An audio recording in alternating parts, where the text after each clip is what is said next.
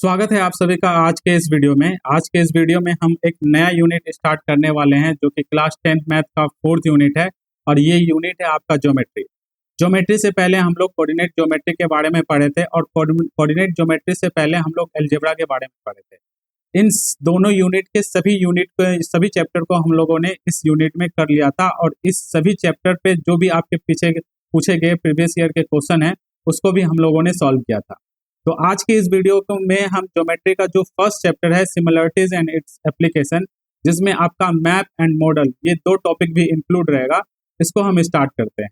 तो without any wasting of time हम लोग जो है आज का लेक्चर स्टार्ट करते हैं। आज के इस क्लास में हम लोग सबसे पहले देखेंगे सिमिलरिटीज। अगर हम अगर ज्योमेट्री किसी भी फिगर के बारे में बात करते हैं, अगर दो फिगर आपका सिमिलर सा रहता है या आपका उसका शेप सेम ही रहता है तो वैसे फिगर को आप कहते हैं सिमिलर फिगर। लेकिन अगर आप ज्योमेट्रिकल फिगर के लिए बात कर रहे हैं, ज्योमेट्रिकल फिगर का मतलब अगर आप रेक्टेंगल के लिए, स्क्वायर के लिए, रोम्बस के लिए या फिर ट्रेपेजियम के लिए या फिर क्यूब, क्यूबॉइड के लिए, किसी के लिए भी आप अगर सिमिलरिटी वर्ड का यूज कर रहे हो तो वो बताएगा कि वैसा फिगर जिसका शेप तो सेम रहेगा बट उसका साइज डिफरेंट रहेगा, तो वैसे फिगर को हम सिमिलर फिगर कह सकते हैं। यहाँ पे आप वर्ड यूज कर रहे हो ज्योमेट्रिकल फिगर, और ज्योमेट्रिकल फिगर में कौन कौन सा फिगर इंक्लूड किया हुआ है वो आपको पता है। और यहाँ पे जो शेप वर्ड यूज हुआ है ज्योमेट्रिकल फिगर के लिए, उसके एंगल के लिए यूज हुआ है। अब एंगल के लिए क्यों यूज हुआ है कि कोई सा भी ज्योमेट्रिकल फिगर का शेप जो है उसके एंगल के द्वारा जो है डिटरमाइन किया जाता है, जिससे कि उसका जो है सर्टन शेप बन सके। जैसे कि ये वाला आप क्या है, यहाँ पे देखोगे कि ये आपका एक रोम्बस है, ये आपका एक स्क्वायर है, ये आपका एक स्क्वायर है, ये छोटा स्क्वायर है, एक बड़ा स्क्वायर है। हालांकि दोनों का शेप आपका सेम ही है बट इसका साइज क्या है, डिफरेंट है। तो ऐसे फिगर को हम सिमिलर फिगर कहेंगे। उसी तरह से आप देखो रेक्टेंगल को, ये एक छोटा रेक्टेंगल है और एक ये बड़ा रेक्टेंगल है।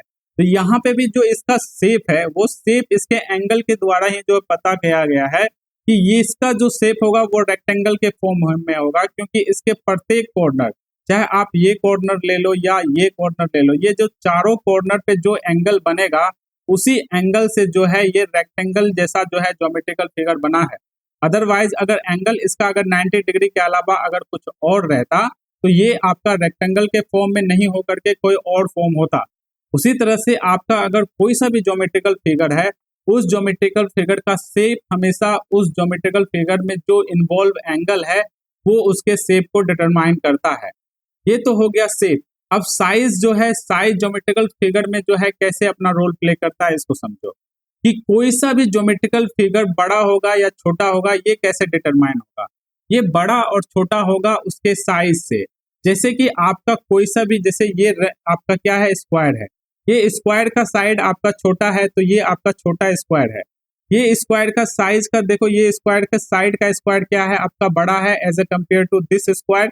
तो ये वाला जो स्क्वायर है आपका, ये बड़ा स्क्वायर होगा इस स्क्वायर से। तो इस आपका ज्योमेट्रिकल फिगर का जो साइज है वो साइज हमेशा जो है उसका साइड, या उस ज्योमेट्रिकल फिगर का अगर लेंथ है तो लेंथ, एल्टीट्यूड, बेस या फिर उसका लेंथ, जो भी जो है उसके साथ डायमेंशन इन्वॉल्व होगा वो बताएगा। तो शेप का मतलब हमेशा याद रखना, ज्योमेट्रिकल फिगर के लिए वो एंगल बताएगा और साइज जो है उसका वो साइड बतलाएगा। ठीक है, ये दो टर्म आपको पता चल गया। अब हम यहाँ पे जो, अगर मान लो कि किसी का कोई सा भी अगर ज्योमेट्रिकल फिगर है, उसका शेप और साइज दोनों अगर इक्वल हो रहा है, दोनों समान हो रहा है, जैसे कि ये वाला जो आपका स्क्वायर है, इसका भी जो है एक ऐसा ही स्क्वायर इसी साइज का है, जिसमें कहा गया है कि ये भी एक स्क्वायर है और इसका जो साइड है वो साइड भी जो है इसका सेम साइड का है। तो ऐसे ज्योमेट्रिकल फिगर के लिए जो हम वर्ड यूज करते हैं जिसका शेप और साइज सेम रहता है, उसके लिए हम यूज करते हैं कॉन्ग्रुएंट फिगर, ठीक है ना, या कॉन्ग्रुएंट यूज करते हैं। तो याद रखना कि जो भी फिगर आपका कॉन्ग्रुएंट फिगर होगा वो सिमिलर फिगर होगा, लेकिन सभी सिमिलर फिगर आपका कॉन्ग्रुएंट फिगर नहीं होगा। क्यों? क्योंकि सिमिलर फिगर के लिए केवल एक ही कंडीशन है, क्या, कि उसका शेप केवल क्या होना चाहिए, सेम होना चाहिए, बट उसका साइज डिफरेंट हो सकता है।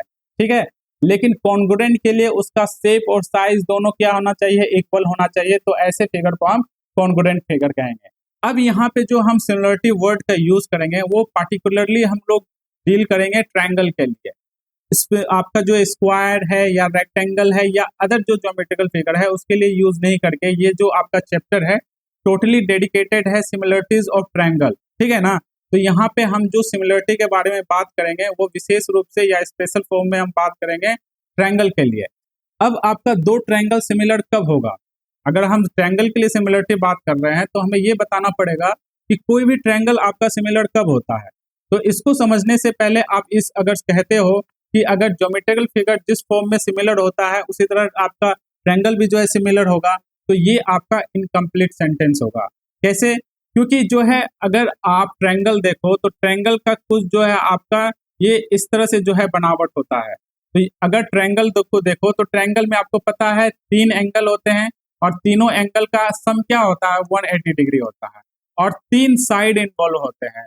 3 साइड इन्वॉल्व होते हैं जिसमें 2 साइड का सम हमेशा बड़ा होगा तीसरे साइड से, ठीक है। तो ये जरूरी कंडीशन होता है किसी भी ट्रायंगल को बनने के लिए। अब दो ट्रायंगल आपका सिमिलर कब होता है?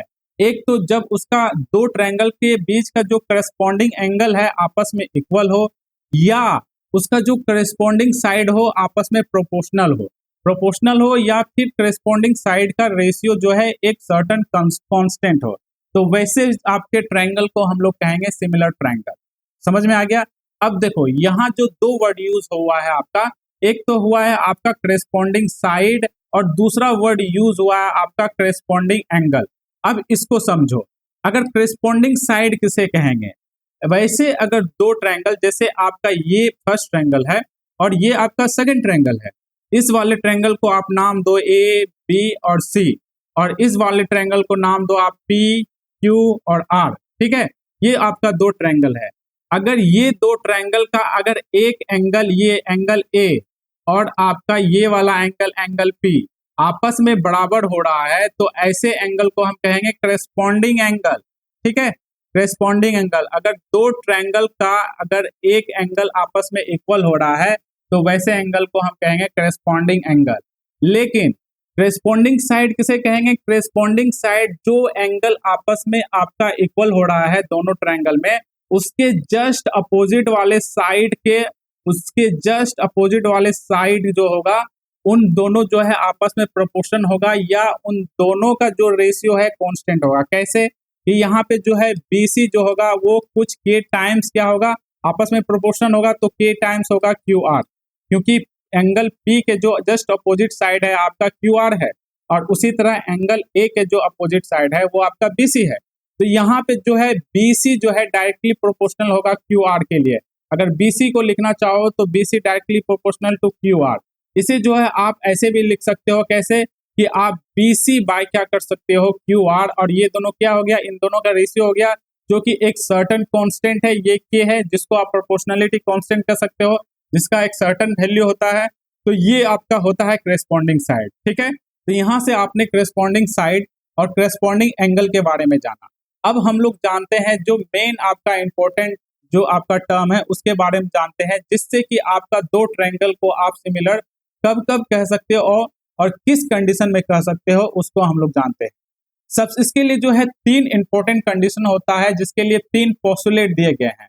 पहला पोस्टुलेट को देखेंगे। पहला पोस्टुलेट को का कहलाता है आपका SAS पोस्टुलेट, जिसके अकॉर्डिंग क्या होता है? SAS postulate. ये देखो SAS, जहाँ पे जो वर्ड हुआ है SAS, जहाँ पे S और S ये दोनों का मतलब होता है साइड ऑफ ए ट्रायंगल, ठीक है, और A का मतलब होता है एंगल ऑफ ट्रायंगल, ठीक है। तो वैसा ट्रायंगल जिसका दो साइड का आपका रेशियो इक्वल हो और उसके बीच का जो कॉमन एंगल है वो आपस में इक्वल हो, तो वैसे ट्रायंगल को आप कह सकते हो सिमिलर ट्रायंगल, ठीक है, या सिमिलरिटीज ऑफ ट्रायंगल, ठीक है। इसके लिए कह सकते हो जैसे ये वाला आपका जो है एक हम लोग दो ट्रायंगल लेते हैं जिसका नाम हम लोग A B और C नाम रख दिए, दूसरा का नाम हम लोग लिख दिए पैरोट, उसके बाद आपका क्यून और राइस, ठीक है, इसके वर्टेक्स का हम लोग नाम दे दिए। तो ये दो ट्रायंगल ले लिए। इस दो ट्रायंगल में सबसे पहले हमारे पास जरूरी कंडीशन क्या है? उसका एक एंगल क्या होगा? आपस में इक्वल होना चाहिए।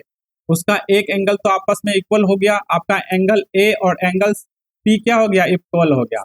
अब इस दो एंगल का जो ये कॉमन एंगल है, इन दो साइड का जो है कॉमन एंगल है, ये दो साइड का कॉमन एंगल है, तो इसका जो करेस्पॉन्डिंग साइड है, करेस्पॉन्डिंग साइड मतलब ए बी और पी क्यू, इन दोनों का रेशियो इक्वल होना चाहिए, यानी A B by P Q का रेशियो इक्वल होगा किसके, A C by P are.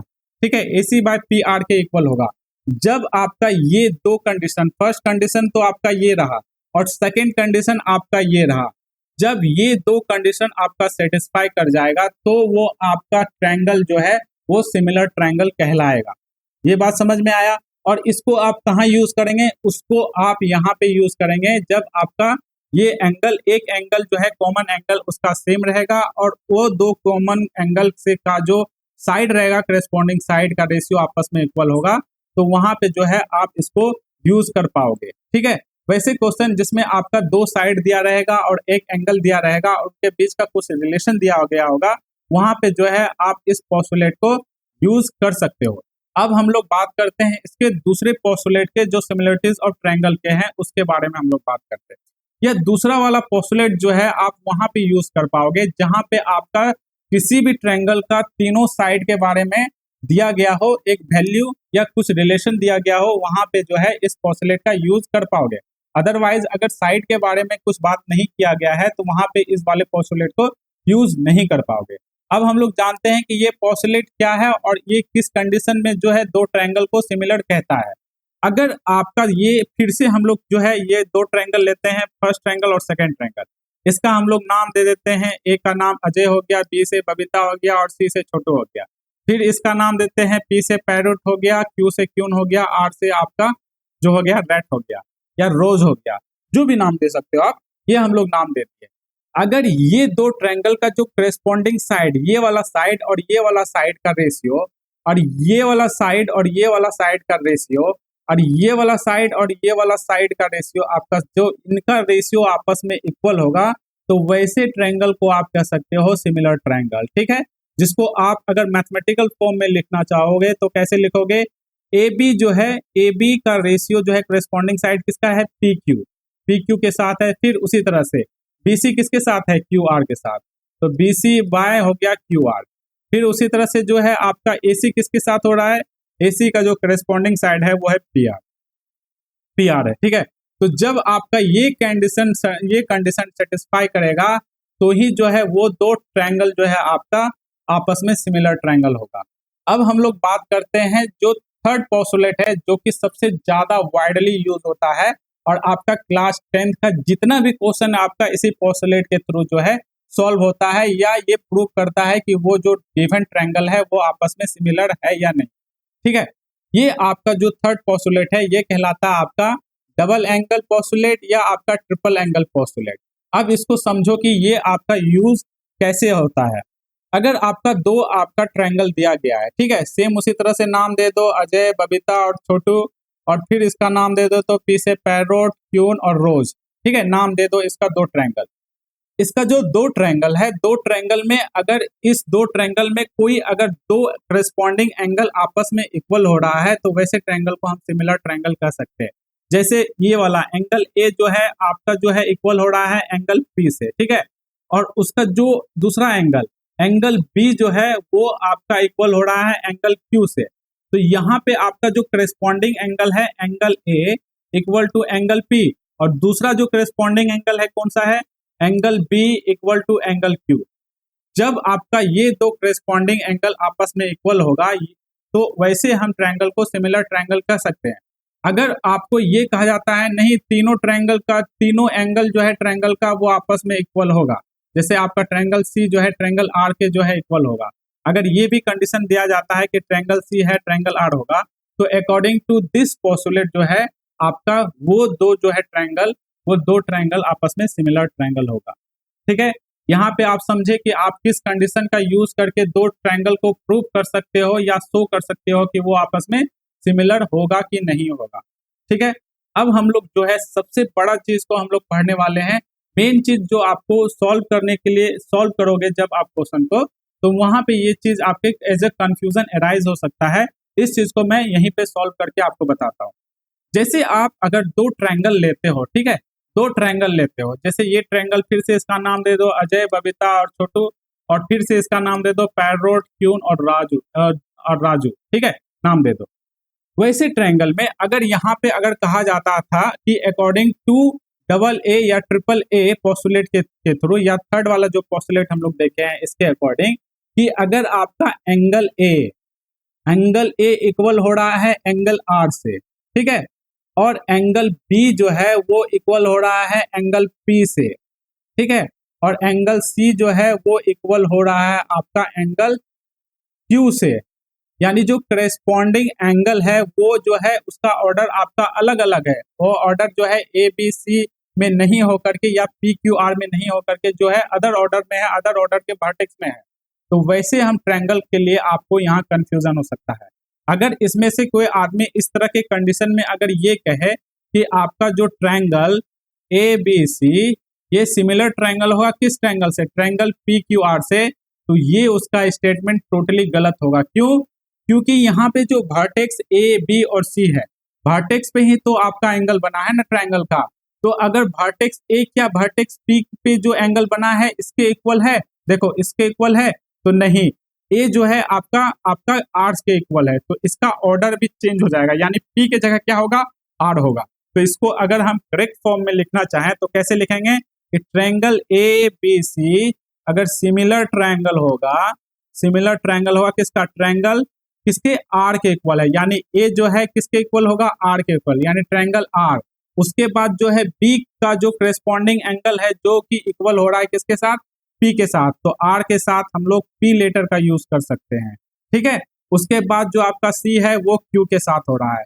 तो यहाँ पे जो ट्रायंगल आपका ए बी सी है और ट्रायंगल आर पी क्यू है, ये दो ट्रायंगल आपका करेक्ट फॉर्म में क्या होगा, सिमिलर होगा। तो यहाँ से आपका जो सिमिलरिटी का जो भी इंपॉर्टेंट प्रॉपर्टीज था या जो भी टर्म था, छोटा छोटा जो भी टर्म था, उसको मैं यहाँ पे आई होप कि क्लियर किया हूँगा, और इसी टर्म का यूज करके आपके जो भी क्वेश्चन एक्सरसाइज के होंगे वो आपका सॉल्व होगा। तो चलिए अब हम लोग एक्सरसाइज के प्रॉब्लम को देखते हैं, और इस सारा प्रॉब्लम आपका इसी सारे कॉन्सेप्ट पे बेस्ड है। तो सबसे पहला क्वेश्चन हम लोग देखते हैं। ये क्वेश्चन देखो, ये क्वेश्चन आपका दिया गया है जिसमें ए बी और डी ई क्या है, वो परपेंडिकुलर है बी सी से। बी सी जो है ये वाला लाइन है, यहाँ पे ए डी है और ये आपका डी ई है, ये दो लाइन जो है परपेंडिकुलर है।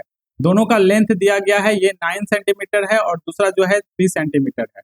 और ए सी जो लेंथ दिया गया है जो कि ए बी सी जो राइट एंगल ट्रायंगल है उसका हाइपोटेनियस है जो कि 24 सेंटीमीटर दिया गया है। तो ये हमारे पास गिवन डाटा है।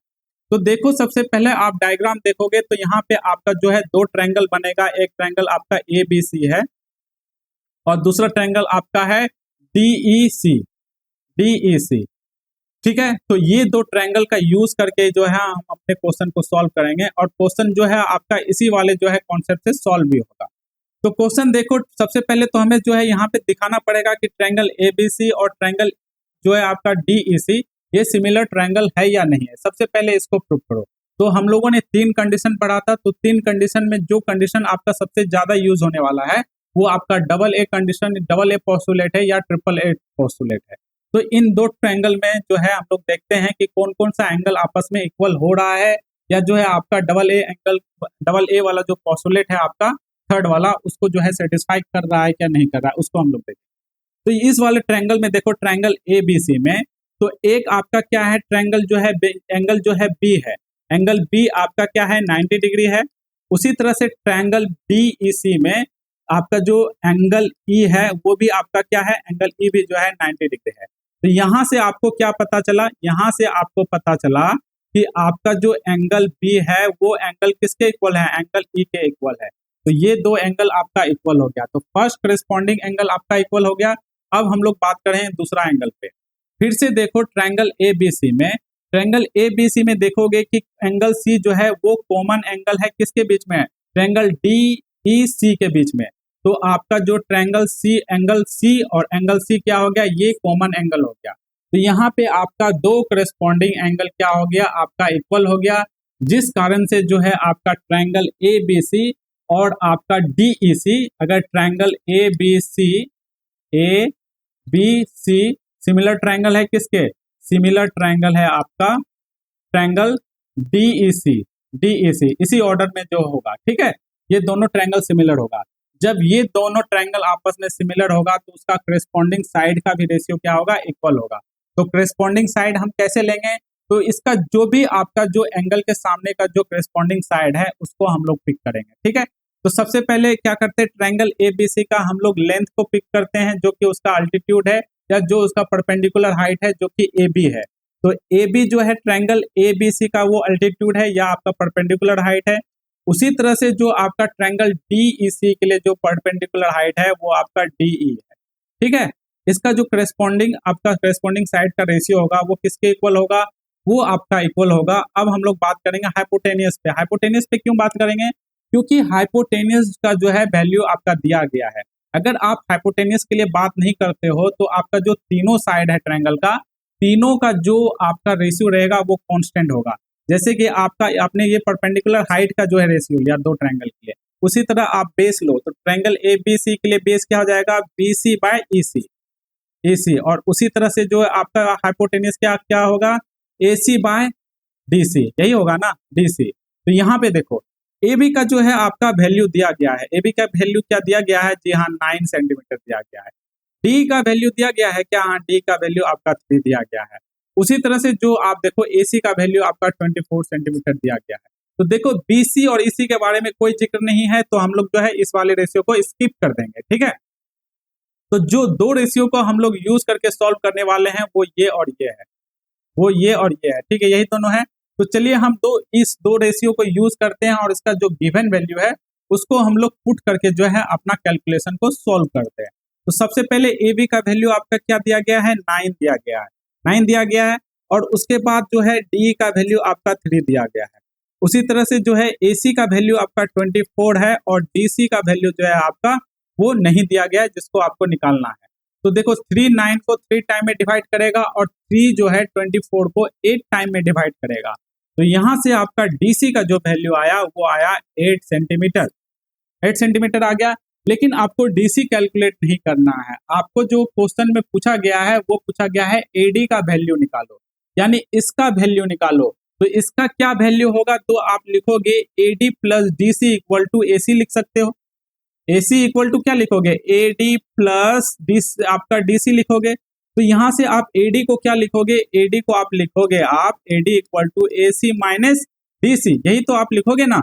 इसी को आप लिख सकते हो इस वाले ट्रायंगल का यूज करके। तो यहाँ पे देखो आपका AD निकालना है, AC का वैल्यू आपका 24 है, DC का वैल्यू आप जो है 8 निकाल चुके हो, तो आपका AD क्या हो जाएगा, आपका 16 सेंटीमीटर हो जाएगा। तो ये वाला जो आपका साइड का जो लेंथ होगा वो आपका 16 सेंटीमीटर होगा। यहाँ से आप लोग देख लिए, देखो ये क्वेश्चन आपका 2005 में पूछा गया है ICSE क्लास बोर्ड में। तो ये क्वेश्चन काफी मजेदार क्वेश्चन था और आसान क्वेश्चन था। अब हम लोग एक्सरसाइज का जो है फर्स्ट प्रॉब्लम उसको देखते हैं। ये क्वेश्चन देखो आपका जो एक्सरसाइज है, पहला एक्सरसाइज आपका सिमिलरिटीज एंड इट्स एप्लीकेशन का, उस पहले एक्सरसाइज का आपका क्वेश्चन है। तो शायद ये सेकंड क्वेश्चन है या फर्स्ट क्वेश्चन है, क्योंकि फर्स्ट और सेकंड क्वेश्चन दोनों एक ही जैसा है, इसलिए मैं इस वाले क्वेश्चन को पूछ लिया हूँ, बता रहा हूँ, जिसमें आपका दो जो है सब पार्ट है। तो क्वेश्चन पढ़ो क्या है, in the given figure below straight line AB और AC क्या है, आपस में इंटरसेक्ट कर रहा है एट पॉइंट P पे, और आपका AC और BD क्या है, आपका ये दोनों पैरेलल लाइन है, ठीक है, पैरेलल लाइन है, इक्वल नहीं है, पैरेलल है। तब आपको प्रूव करना है कि ट्रायंगल APC यानी ये वाला ट्रायंगल और आपका ये वाला ट्रायंगल, ट्रायंगल BPD, ये दो ट्रायंगल आपका जो है सिमिलर ट्रायंगल होगा कि नहीं, इसको आपको प्रूव करना है। तो देखो आप कैसे प्रूव करोगे, हालांकि आपको जो है ऊपर में कोई डाटा नहीं दिया गया है इसके साइड के बारे में या किसी एंगल के बारे में। तो यहाँ पे आप जो है उसी वाले पोस्टुलेट को यूज करो, डबल A पोस्टुलेट को या AA या ट्रिपल A पोस्टुलेट को, जिसमें आपको एंगल के अकॉर्डिंग जो है दो ट्रायंगल को आप सिमिलर कह सकते हो। तो इस वाले आप देखो, इस वाले में तो आपका जब ट्रायंगल APC को लेंगे तो यहाँ पे देखो कि जो एंगल P है वो क्या है, वर्टिकली अपोजिट एंगल है, और आपका वर्टिकली अपोजिट एंगल क्या होता है, इक्वल होता है। तो ये आपका एंगल इक्वल हो गया, तो यहाँ से angle P equal to angle P जो है वो इक्वल हो गया किस वाले, दोनों ट्रायंगल के लिए। अब देखो दूसरा केस, दूसरा केस में देखोगे तो आपका जो है ये वाला एंगल को देखोगे तो इस वाले एंगल के बारे में कुछ जो है दिया नहीं गया है, दिया गया है नहीं, तो इस वाले एंगल के बारे में आप कुछ नहीं कह सकते हो। दूसरा एंगल आपका C है और इसका एंगल D है, इस वाले एंगल के बारे में आप बहुत कुछ कह सकते हो। कैसे यूज कर सकते हो, ठीक है, देखो यहाँ पे आपको बताया गया है, क्वेश्चन में दिया गया है कि AC पैरेलल है BC से। यहाँ पे देखो ये पैरेलल है और ये पैरेलल है, पैरेलल लाइन है। जब आपका दो पैरेलल लाइन को एक ट्रांसवर्सल लाइन जब इंटरसेक्ट करती है तो उस ट्रांसवर्सल लाइन का जो अल्टरनेट एंगल है वो अल्टरनेट एंगल आपस में इक्वल होता है। ये एंगल और ये एंगल आपस में इक्वल होता है, जो कि आपका एंगल यहाँ पे इस वाले ट्रायंगल PBD के लिए एंगल जो है आपका D है और आपका APBC के लिए एंगल जो है C है। तो यहाँ से आपको निकल गया कि एंगल C और एंगल D जो है आपस में इक्वल होगा। क्यों? ये दोनों आपका अल्टरनेट एंगल है। क्यों? क्योंकि जो है आपका AC और BD पैरेलल लाइन है जिसको एक ट्रांसवर्सल लाइन CD क्या है, एक ट्रांसवर्सल लाइन इंटरसेक्ट करती है एट टू डिफरेंट पॉइंट। आपका टू डिफरेंट पॉइंट क्या है? C और D है। तो इस तरह से आपका यहाँ पे दो करेस्पॉन्डिंग एंगल आपस में इक्वल हो रहा है, जिस कारण से आपका जो गिवन ट्रायंगल है, ट्रायंगल APC और ट्रायंगल BPD, इसी ऑर्डर में क्या होगा? सिमिलर ट्रायंगल होगा। अब देखो जो गिवन वाला जो है सेकंड आपका पार्ट है, इसमें आपको निकालना क्या है? आपको निकालना है PA और PC निकालना है, यानी ये वाला साइड को निकालना है और PC जो है ये वाला साइड को निकालना है, ये दो साइड का निकालना है। तो आपके पास गिवन डाटा क्या है? सबसे पहले जो है आप इसको प्लॉट करो। तो गिवन डाटा क्या है? BD दिया गया है आपका 2.4 सेंटीमीटर। उसके बाद आपका AC दिया गया है क्या? AC दिया गया है आपका 3.6 सेंटीमीटर। उसके बाद PD दिया गया है आपका 4 जो है सेंटीमीटर। PB दिया गया है आपका, PB जो दिया गया है वो है आपका 3.2 सेंटीमीटर। ये आपके पास गिवन डाटा है। तो जब आपका ये दो ट्रायंगल आपस में क्या है? सिमिलर ट्रायंगल है, तो उसके करेस्पॉन्डिंग साइड का रेशियो भी आपस में क्या होगा? इक्वल होगा। तो सबसे पहले हम लोग क्या करते हैं? इस वाले ट्रायंगल का बेस लेते हैं, जो कि आपका क्या है? PB बाय क्या हो जाएगा? आपका PA इक्वल टू क्या होगा? इक्वल टू उसका जो आपका साइड है, जो कि आपका ये वाला साइड है और ये वाला साइड है, इन दोनों साइड का रेशियो लेंगे। ठीक है, तो PB लिए, उसके बाद हम लोग लेंगे BD बाय AC, ये लिए इक्वल टू क्या हो जाएगा? आपका जो ये वाला साइड है इसका अब जो है करेस्पॉन्डिंग साइड लेते हैं, तो ये क्या हो गया आपका? ये हो गया BD बाय आपका PC हो गया। ठीक है, अब देखो यहाँ पे दो दो रेशियो का यूज करके जो भी आपका गिवन डाटा है उसको आप आराम से जो है कैलकुलेट कर सकते हो। सबसे पहले हम लोग क्या करेंगे? सबसे पहले हम लोग जो है इस दो रेशियो को लेंगे। ठीक है, इस दो रेशियो को लेकर के सॉल्व करेंगे। तो यहाँ पे जो है आपका PB का वैल्यू क्या दिया गया है? PB का वैल्यू आपका है 3.2 दिया गया है। उसके बाद PA का वैल्यू है जी नहीं, PA को तो हमको निकालना ही है, तो P जो है आपका 10 का 10 रहेगा। उसके बाद आपको आपका जो है BD का वैल्यू दिया गया है, जो कि BD का वैल्यू है आपका 2.4 दिया गया है। उसके बाद AC का वैल्यू आपका वो दिया गया है 3.6। ठीक है, तो यहाँ आपका जो है PA केवल एक वेरिएबल है, इसको आप क्रॉस मल्टीप्लिकेशन के थ्रू आराम से सॉल्व कर लोगे। तो इसको मैं जो है यहाँ पे सबसे पहले रिड्यूस करके सॉल्व करके आपको PA का वैल्यू बताता हूँ। तो जो है डेसिमल कैंसिल हो गया, तो 24/36 बचा, जो कि आपका 12 से जो है डिवाइड होगा। 24 2 टाइम में और 36 3 टाइम में। फिर 2 जो है 3.2 को जो है 1.6 टाइम में डिवाइड करेगा। अब जब आप क्रॉस मल्टीप्लिकेशन करोगे तो 1.6 इंटू 3 क्या हो जाएगा? आपका PA इक्वल टू हो जाएगा आपका 4.8 हो जाएगा। ठीक है, तो यहाँ से आपका PA का वैल्यू निकल गया। अब आपको निकालना क्या है? अब आपको निकालना है क्या? आपको निकालना है PC। तो PC के लिए आप जो है दो रेशियो को यूज करोगे, ये दोनों रेशियो को यूज करोगे। तो जब ये दोनों रेशियो को आप चूज करोगे तो आपका क्या हो जाता है? BD का आपका जो है वैल्यू दिया गया है, जो कि आपका सेम है 2.4 बाय 3.6 ये दिया गया है, और BD का वैल्यू दिया गया है आपका 4 और बाय हो गया आपका PC। फिर से जो है आप क्रॉस मल्टीप्लिकेशन करोगे, सॉल्व करोगे, तो ये आपका 2 टाइम में जाएगा और ये आपका जो है 3 टाइम में जाएगा।